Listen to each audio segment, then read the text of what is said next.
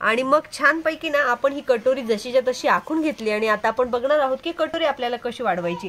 तर कटोरी वाढवताना दोनच काळजी घ्यायची आहे। ठीक आहे, मग आहे ना आपण छातीचा चौथा यामध्ये टाकणार आहे। तर छातीचा चौथा किती होता तुमचा? 7 होता, बरोबर। मग आता 7ला मी इथे ठेवणार। 7ला इथे ठेवल्यानंतर इथे जे माप येईल ना त्याच्यामध्ये किती माप टाकलं पाहिजे? तर जर छाती कमी आहे तर अर्ध माप टाकलं पाहिजे।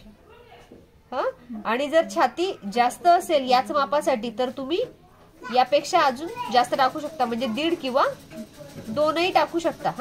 म्हणजे याच्या छातीच्या चौथ्यामध्ये तुम्हाला ते माप इथं जसं तसं पण ऍड करता येतं। जर छाती जास्त असेल तर या मापाला, छाती कमी आहे तर मग किती घ्यायचा? याच्या अर्धा घ्यायचा। आणि आता आपण इथे थोडस माप, इथे तिरकस रेषा, इथून हाफ, इथे पण हेच माप आणि जोडा कटोरी पूर्ण।